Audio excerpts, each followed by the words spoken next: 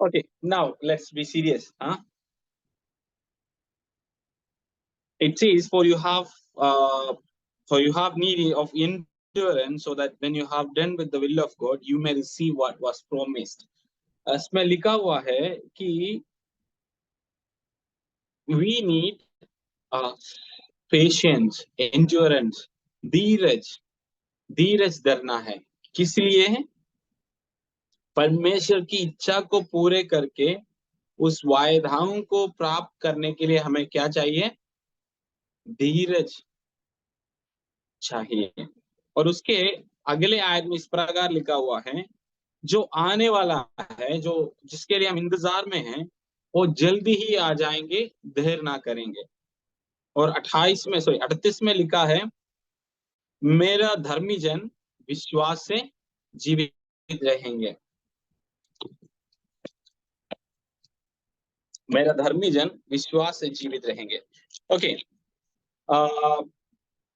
3 बातों को, एक परमेश्वर का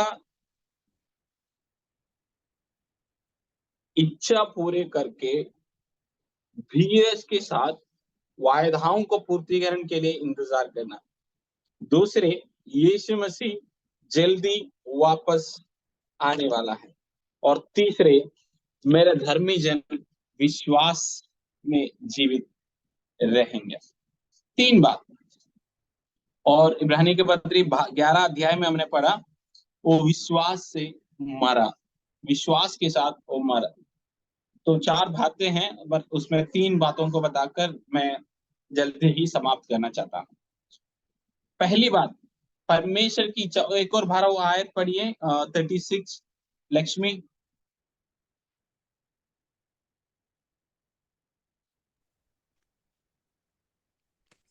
क्योंकि तुम्हें धीरज धरना आवश्यक है, ताकि परमेश्वर की इच्छा को पूरी करके तुम प्रतिज्ञा का फल पाओ। हाँ, तुम्हें धीरज धरना आवश्यक है। For you, it is very important to have endurance, Dheeraj, patience. हम में से कितना लोगों का पेशेंस है? जब हॉस्पिटल में गया, वहां पर काफी सारे पेशेंस है। उस पेशेंस के बारे में नहीं कह रहा हूं मैं जो धीरज, क्षमा, पेशेंस कितना लोगों का है?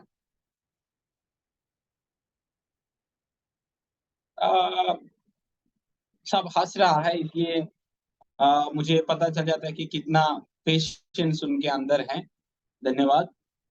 और परमेश्वर की उस प्रतिज्ञा, मतलब परमेश्वर ने किया हुआ वायदाओं का फुलफिलमेंट देखने के लिए हमें क्या चाहिए? धीरज के साथ उनकी इच्छाओं को पूरे करके इंतजार करना पड़ते हैं।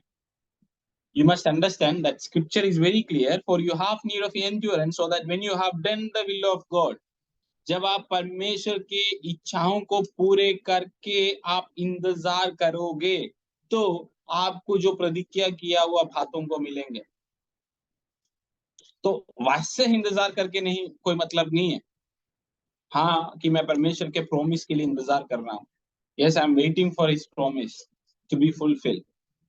पर परमेश्वर का वचन में स्पष्ट लिखा है कि उनके इच्छाओं को पूरे करके, परमेश्वर हमसे क्या चाहते हैं, उस चाहतों को, उनकी इच्छाओं को पूरे करके हम इंतजार करना है।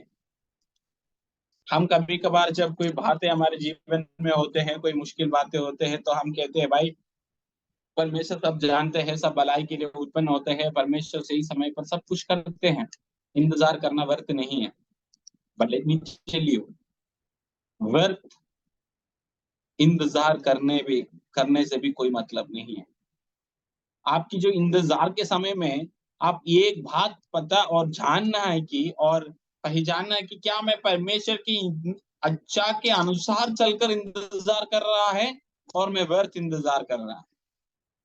Two things are very important. शायद हम इंतजार कर रहे होगा, पर ये बात हम जानना है कि मैं परमेश्वर की इच्छाओं को पूरे करके मैं इंतजार कर रहा हूं और बस व्यर्थ इंतजार कर रहे हो। No, this is the thing that we have to think. ये बात हम अपने आप को एक बार परखना है, जांचना है, कि अपने आप को पूछना है कि परमेश्वर यहाँ हाँ तो सही, मैं इंतजार कर रहा हूँ, क्या ये इंतजार करना आपकी इच्छा के अनुसार है कि नहीं? मैं परमेश्वर की इच्छा पूरे करने का कारण मैं इंतजार कर रही हूँ कि नहीं? क्या मैं इंतजार के वक्त परमेश्वर की इच्छाओं को पूरे कर रही कि नहीं? सो ये बातों को हम जरूर जानना जरूरी है। और if we do this, so that when you have done with the will of God, you may receive what was promised. तो परमेश्वर की इच्छाओं को पूरे करके जब आप इंतजार कर कर आप रहोगे, तो परमेश्वर के आशीष, मतलब परमेश्वर ने वायदा किया वो चीजों को आपके पास मिलेंगे। क्या ये बात क्लियर है? ये बात आपको पता चले, है ना? वैसे इंतजार करके ट्रेन चले जाने के बाद उस ट्रेन के लिए इंतजार करना व्यर्थ है, और कहते हैं नहीं भाई मुझे धीरज है तो मैं इंतजार करूंगा, कोई मतलब होते हैं? नहीं। और है कि अजय ने मुझे कहा नहीं कि आप रुको मैं आ रहा हूं, पर मैं इंतजार कर रहा हूं सोचकर अजय आऊंगा आऊंगा, कोई मतलब है? कुछ नहीं, अजय ने तो मुझे कहा ही नहीं इंतजार करने के लिए, पर मैं इंतजार करके बैठा हूं। सी, अगर परमेश्वर की इच्छा नहीं है आपकी इंतजार के पीछे, तो आप इंतजार करना भी व्यर्थ है। No meaning, you won't receive the fulfillment of your promise. If you want to see the fulfillment of promise, the time period that you're waiting for, इंतजार करने का समय में आप जानना है कि क्या ये परमेश्वर का इच्छा है कि नहीं। परमेश्वर की इच्छाओं को पूरे करके उस प्रतिज्ञाओं को पूर्तिकरण देखने के लिए आप मेहनत करना। और अगली बात, मेरे लिए अविशा पड़ेगी 37।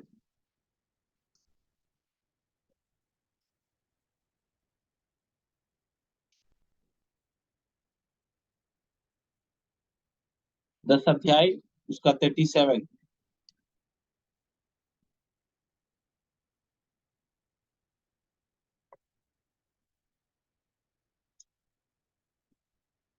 और जो ऊपर रहने वाले सारा सिस्टर क्या पढ़ सकते हो?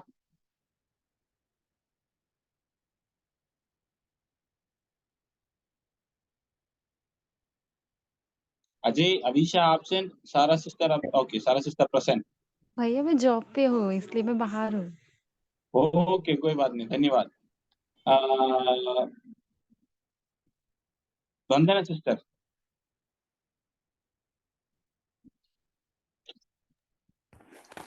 क्योंकि अब बहुत ही थोड़ा समय रह गया है, जबकि आने वाला आएगा और देर न करेगा।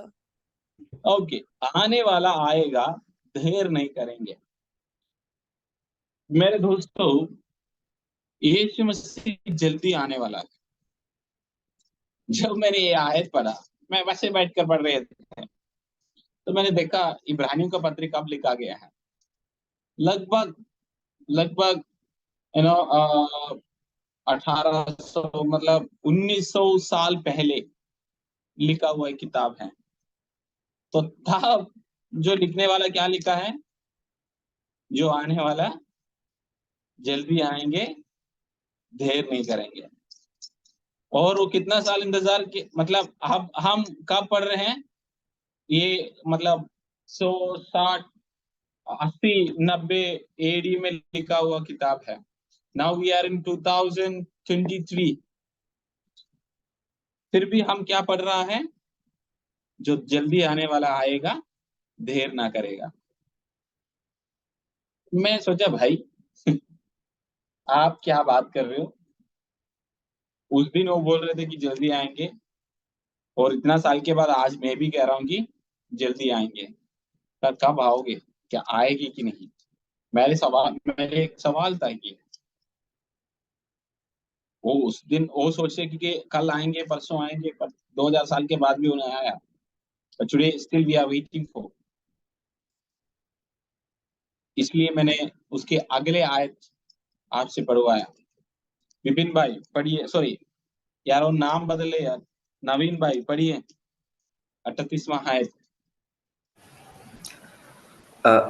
पर मेरा धर्मी जन विश्वास से जीवित रहेगा, और यदि वह थैंक यू। पीछे हट जाए।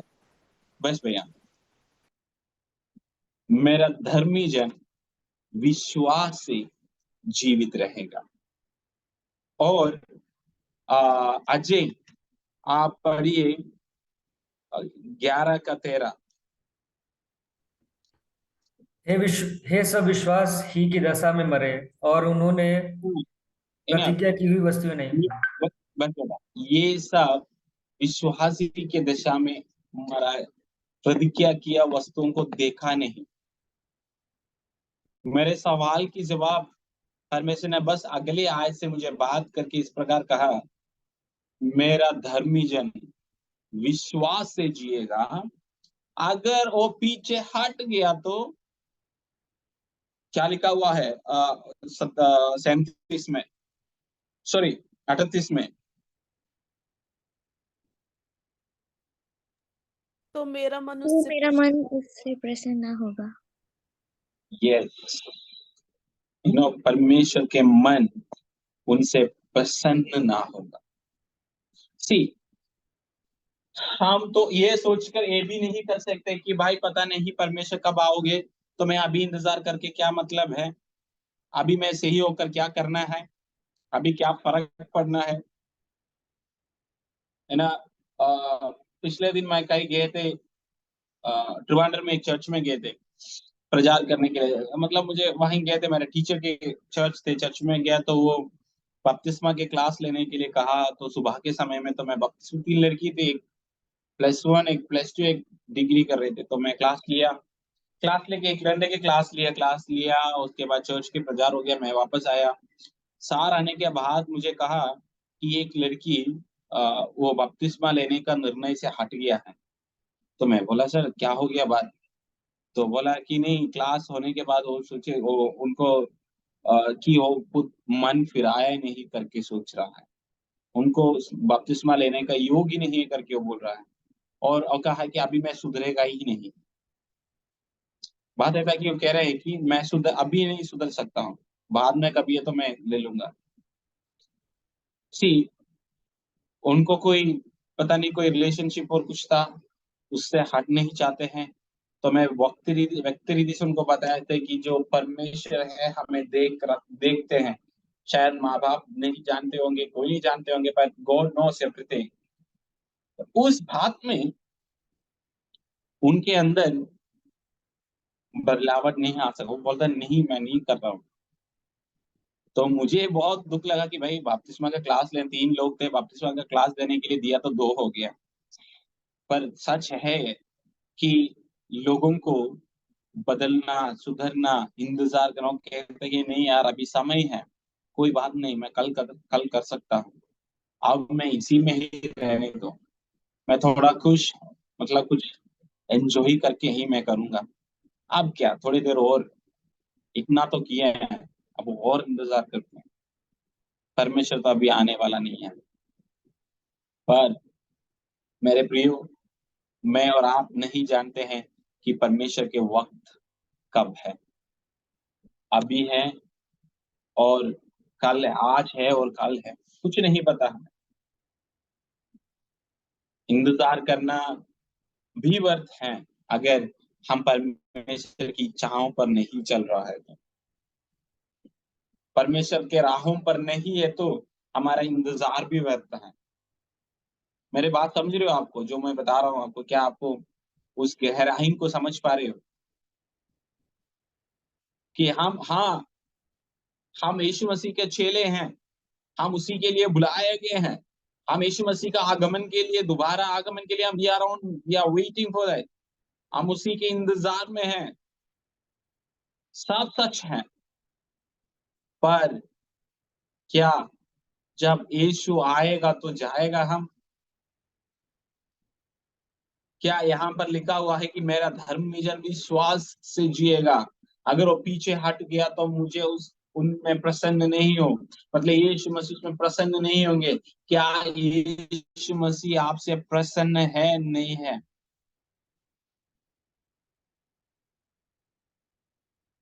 आपको क्या लग रहा है? क्या विश्वास में ही जीवित है, ना आप नहीं मर्जी पर हैं? देखो, don't make Christian life as very complicated. Christian life को बहुत कॉम्प्लिकेट मत करना। Leave freely. जब आप वचन पढ़कर, परमेश्वर की बातों को सुनकर, हर रोज परमेश्वर का आवाज को जब सुनकर आप आगे निकलोगे ना, तब Christian life never be A complicated one. हमें ये लाइफ इतना कॉम्प्लिकेटेड क्यों लगता है पता है आपको? We don't have a daily और close relationship with our father, इसलिए हमें इतना कॉम्प्लिकेट लगते हैं। नहीं तो कोई प्रॉब्लम नहीं, क्या परेशानी है? कुछ भी आए हमें कोई फर्क नहीं पड़ता। अगर आप पिछले बार जम्मू में आए, हमारे साथ हमारे साथ आए, तो भैया के हम उधर रियासी में गए थे, पहाड़ में गए थे, क्या आपको कोई टेंशन था क्या? गाड़ी की आपकी कोई फिक्र नहीं था, कोई टेंशन नहीं थे, पर हम पहाड़ के ऊपर से चढ़ गए थे, वो सब बहुत कुछ हमने वहां पर किया, बहुत लेट हो गए थे, ट्रेन के लिए लेट हो गए थे, पर आपको कोई टेंशन नहीं थे उसका। क्यों? बिकॉज आपको पता था भाई इन लोग तो सही समय पर हमें पहुंचा देंगे, उन लोगों को पता है कि हम कहाँ जा रहे हैं, कब तक पहुंचेंगे। यू हार्ड हमें, आपको लिए जाने वालों के ऊपर जो आपके विश्वास था, उनको आप आमने सामने देख रहे थे, इसलिए आपको कोई टेंशन नहीं था। इसी प्रकार क्रिश्चियन लाइफ में अगर आपको परमेश्वर यीशु मसीह के साथ एक दिन भर की और एक वेरी क्लोज रिलेशनशिप अगर आपको है, तो यू वोंट फील कॉम्प्लिकेटेड। जो फ्रस्ट्रेशन करके एक शब्द है इंग्लिश में, वो आपको नहीं होंगे। You won't be disappointed in your Christian life. इसलिए ये आयत हबक्कूक के किताब से लिए हैं। मेरा धर्मी जन विश्वास से जिएगा, मेरा धर्मी जन विश्वास से जिएगा। बहुत कठिन बात है कि विश्वास से जीना। जब हम देखेंगे ये सब लोग एक प्रतिज्ञा के प्रतिज्ञा मतलब प्रतिज्ञा पूरे होने के और प्रतिज्ञा के पूर्तिकरण के लिए इंतजार करते थे, और they all waited for it. पर 11 के 13वीं आयत में क्या लिखा हुआ है? उनको उसको पूर्तिकरण नहीं देख पाया। फिर भी इस देश में परदेशी की तरह जीकर विश्वास के साथ मर गया है करके लिखा हुआ। विश्वास के साथ मरा है करके लिखा हुआ। क्या कितना जन को इसके बीच में ऐसी एक विश्वास है कि शायद अगर मेरा उस इंतजार का पूर्तिकरण में नहीं हुआ तो भी मैं विश्वास के साथ मरूंगा करके कितना लोगों को बोल सकेंगे? मैं एक बात बताता हूं, हम में से 98% लोग इस विश्वास में जी रहा है कि एक दिन परमेश्वर मुझे आशीष करेंगे, है कि नहीं? आज की कष्ट कल मेरे लिए फायदा के कारण होंगे। सच है कि नहीं? हम ऐसे ही जी रहा है। वही हमारा मोटिव है कि हम कहते भी है, हमारे माँ बाप को भी कहते हैं, हमारे सबको कहते भाई आज नहीं तो कल हमारा समय भी आएगा, परमेश्वर हमें आशीष करेगा। आज ऐसे कह तो कल परमेश्वर बदलेंगे, है कि नहीं? पर how many of you have a faith like ऐसे ही मैं मरेंगे तो भी कोई दिक्कत नहीं।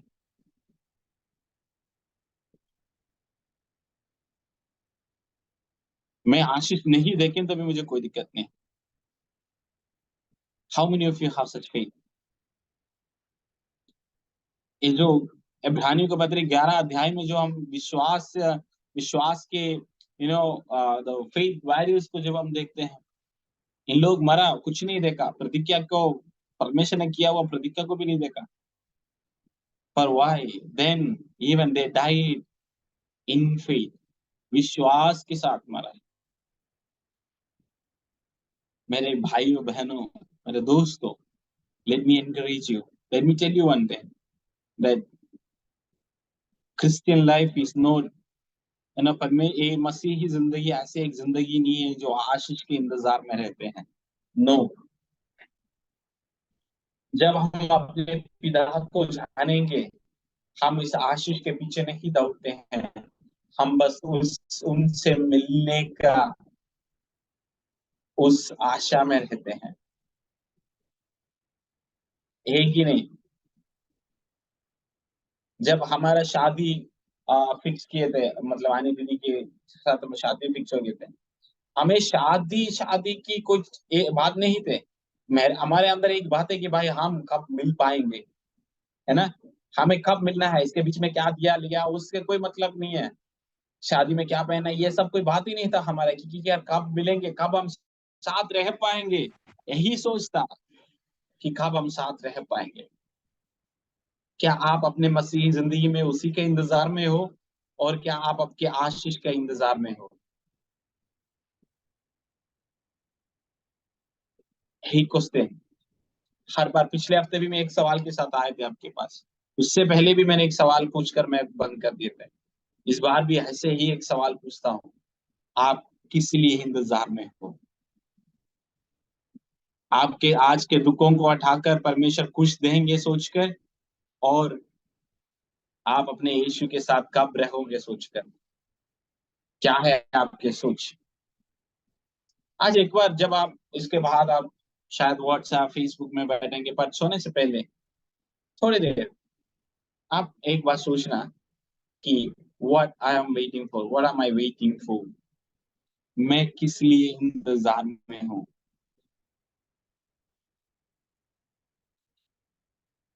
जीवन में क्या अच्छा दिन आए बुरा दिन आए कोई फर्क नहीं पड़ते हैं, जब आप परमेश्वर के साथ एक अच्छे रिलेशनशिप में हो, you won't worry about your present situation.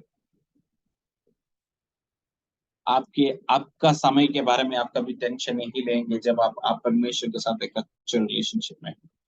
When I speak this, when I say this, maybe काफी समय सोच रहा था कि भाई कहीं ना कहीं सेवकाई के बीच में परमेश्वर के साथ जो पहले जैसे रिश्ता था अब नहीं है, पर हाथ तो कर रहा हूँ सेवकाई, पर I can't sit with him. सोचता हूँ। और एक बार ब्लेसन भैया ने मुझे फोन करके बोला, जैन भाई ऐसे लग रहा है कि आप बहुत व्यस्त हो रहा है, बिजी हो रहा हूँ, और प्रार्थना के लिए और परमेश्वर के साथ एक समय बिताने का समय ही नहीं होते हैं। तो मैं पिछले दिन कह रहे थे उनको, देख हम अभी क्या सेवकाई कर रहा हूँ, परमेश्वर के वचन पढ़ रहा हूँ, 24 घंटा उसके पीछे हूँ, पर no time for a personal relationship. कोई मतलब नहीं है आप कितने भी व्यस्त हो, सेवकाई में होगा कुछ भी होगा, पर जब तक आपको एक व्यक्तिगत रिश्ता परमेश्वर के साथ नहीं है, जब तक आपका आशा ये नहीं हो कि भाई मैं कितना जल्दी मेरे यीशु के साथ मिल पाऊं।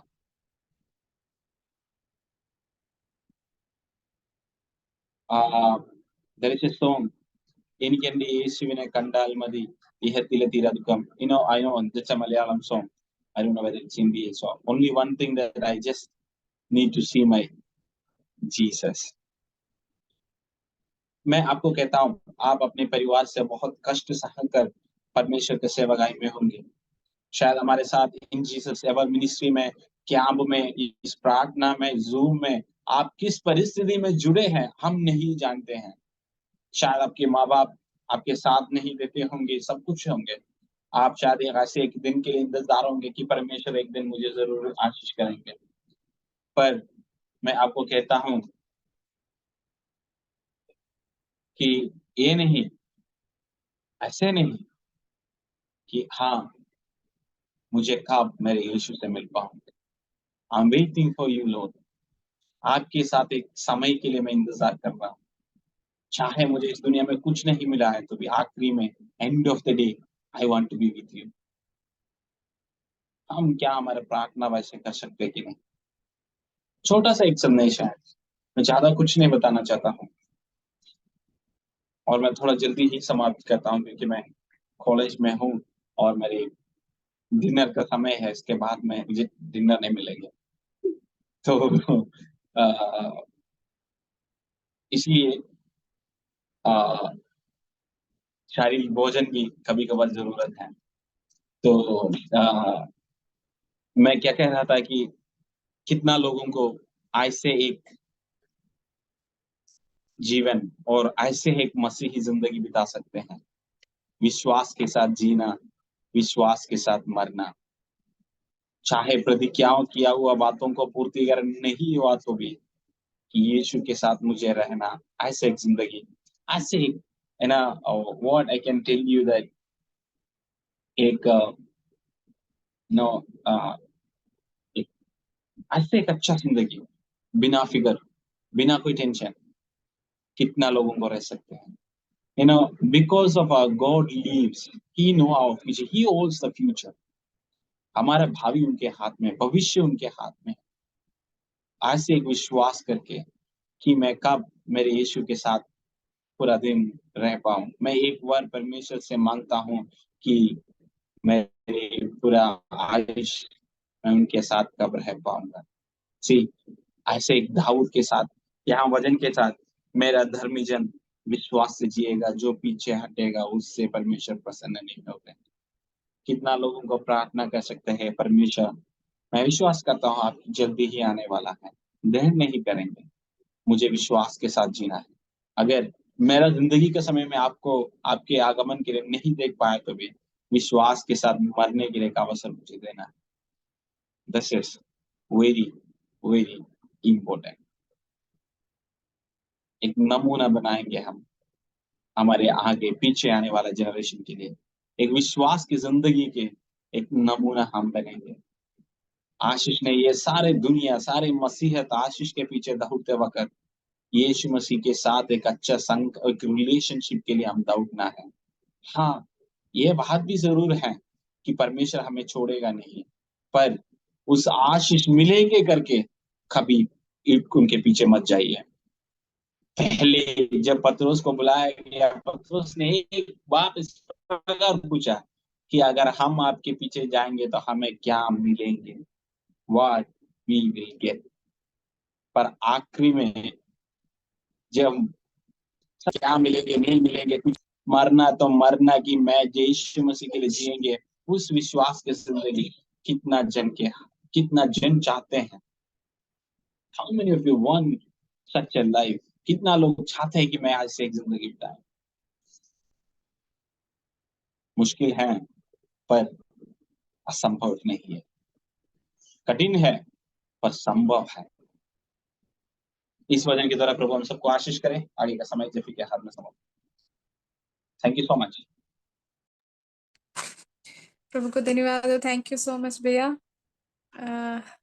भैया के द्वारा प्रभु ने हमारे बीच में बहुत ही अच्छा एक संदेश को हमें दिया है और साथ में 2-3 प्रश्न को भी हमारे बीच में रखा है कि हम अपने आप को जांचें। इन दिनों में जो 2-3 प्रश्न हमारे बीच में रखा है कि क्या हम जो चीज के लिए इंतजार कर रहे हैं, जो काम हम कर रहे हैं, वो प्रभु को प्रसन्न वाला है, प्रभु की इच्छा के अनुसार है। और दूसरी बात, हमारा और प्रभु का जो रिलेशन है, हम प्रभु को महत्व दे रहे हैं कि नहीं। इन सभी चीजों को परखना जरूरी है। इन दिनों में हम अपने आप को परखते हुए प्रभु के हाथों में आज सुने हुए इस छोटे से संदेश को हम समर्पण करते हुए हम अपने आप को प्रभु के हाथ में सौंपते हुए कुछ देर प्रार्थना करेंगे कि प्रभु, हम आपकी इच्छा के अनुसार आपको प्रसन्न करते हुए इस दुनिया की कोई वस्तु या कुछ आशीष के पीछे ही भागने वाले नहीं, बल्कि प्रभु हमारा जो मेन उद्देश्य वो आपकी उपस्थिति, आपके साथ जो हमारी संगति है वो ही बना रहने पाए, कुछ और नहीं। परमेश्वर, कुछ हम लोग पाए या ना पाए, कुछ हमें हासिल हो या ना हो, पर आपका जो उद्देश्य है, आपका हमारे ऊपर जो दर्शन है, उसे पूरा करते हुए आपकी उपस्थिति को कभी भी खोने के बिना आगे बढ़ने के लिए हमें मदद करें। हम अपने आप